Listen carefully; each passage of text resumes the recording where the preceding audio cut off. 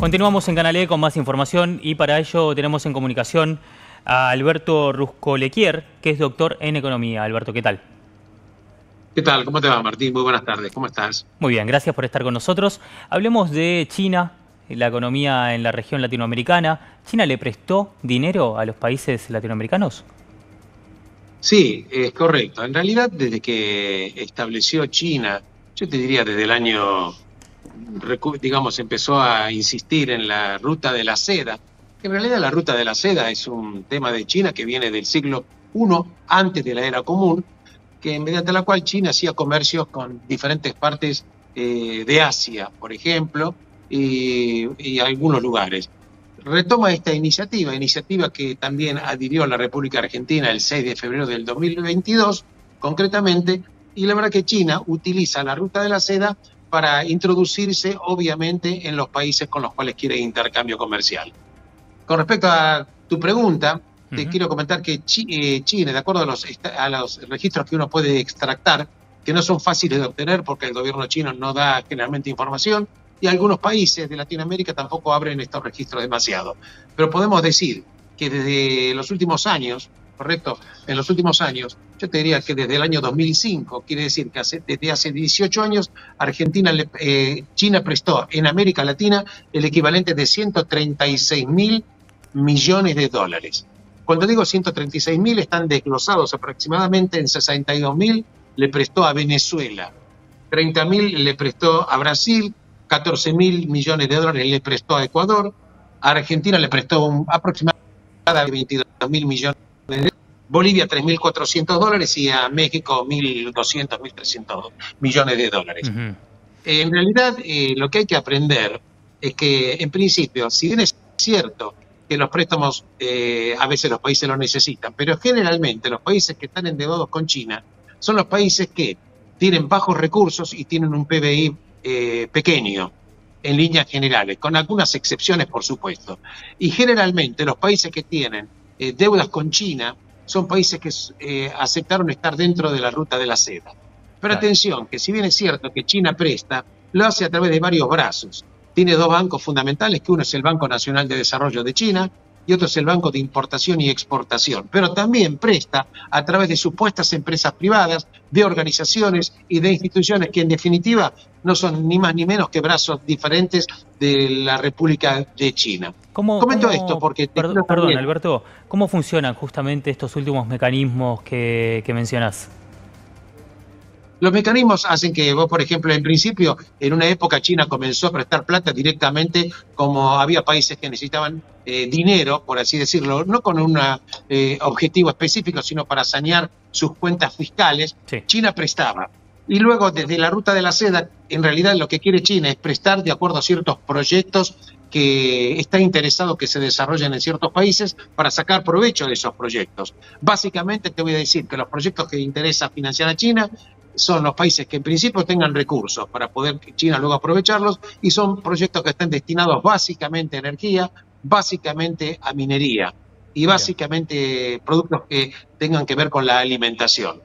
Ahora, el tema es el siguiente, que generalmente China cuando presta con plazos relativamente cortos, con una tasa de interés generalmente que es muy elevada, con condiciones que generalmente son leoninas y que los países no hacen un disclosure, o sea, no lo comenta exactamente en qué consiste el préstamo, porque hay una cláusula de confidencialidad. El tema es que cuando en los países no pueden hacer frente al pago de la deuda, te voy a comentar cómo procedió China, por ejemplo, con una situación de un país que es Sri Lanka. Sri Lanka, que en su momento era Ceilán, que era un país que está al sur de India, ¿correcto? En aquel momento, Sri Lanka, un país que tiene una economía pequeña, la verdad es que había pedido un préstamo por 1.400 millones de dólares para construir un puerto en la ciudad de Hambantota. Como este país no pudo pagar el préstamo, China se quedó con la explotación del puerto por 99 años. Léase, bajo un punto de vista tenés otro problema, es que cuando los países no pueden pagar, China generalmente no concede ningún tipo de refinanciación, a no ser que le interese el país o a no ser que se quede apropiado con un recurso. En ese Te quiero sentido, comentar. Alberto, en ese sentido, ¿qué pasa en Sudamérica entonces? ¿Qué pasa con los países Y en deudores? ese sentido, ¿Están saltando? Argentina está. Escucho. Sí, adelante, esa era la pregunta. Y en ese sentido, por ejemplo, el país que le interesa a China, fijémonos, hay una situación, una base militar en China que se hizo en la provincia de Neuquén. La verdad que los argentinos no pueden entrar, está manejado por el ejército chino y está ya establecido que eso es una base que tiene objetivos militares. ¿Por qué se hizo? Nadie lo puede explicar, por lo menos desde el gobierno. Las agencias de inteligencia de otros países lo explican.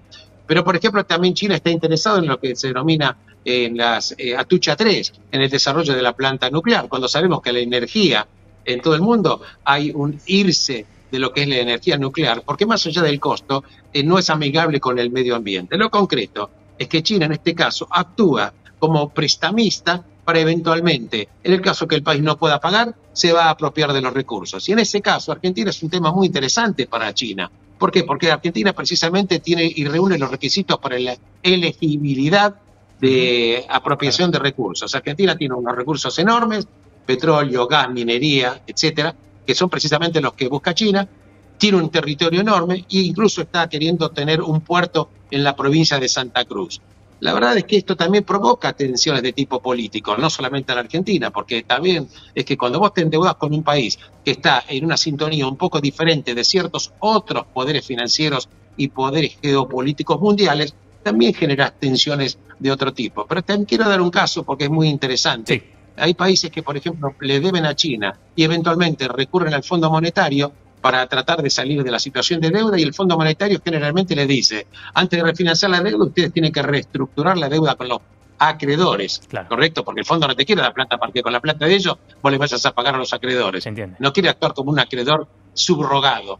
Entonces, ¿qué hace China? China generalmente no acepta reestructurar la deuda y generalmente opta por cooptar los recursos. ¿Te das cuenta? Cierto. Esta situación y esta manera de manejarse en los ámbitos de prestamista tiene riesgos enormes. Para muchos países ya quedó demostrado. En Latinoamérica lo vimos, y que la verdad que, por ejemplo, en el caso de Venezuela, como Venezuela no puede pagar, Venezuela obviamente hace el repago con barriles de petróleo, que solo Dios sabe a qué valor se lo está entregando Venezuela a China, seguramente a un valor mucho menor que el resto del mercado o el precio internacional, con lo cual China hace sus ventajas. Atención entonces, que cuando hablamos de economía tenemos que hablar y entender cómo es la geopolítica. Si los políticos acá en Argentina no entienden lo que es la geopolítica, la inserción en el orden mundial, la verdad que no van a tomar generalmente decisiones adecuadas, sino muy por el contrario. Alberto, vamos a volver a llamarte para explayarnos un poquito más. Te agradezco por el tiempo. Te agradezco la gentileza. Muy buenas tardes.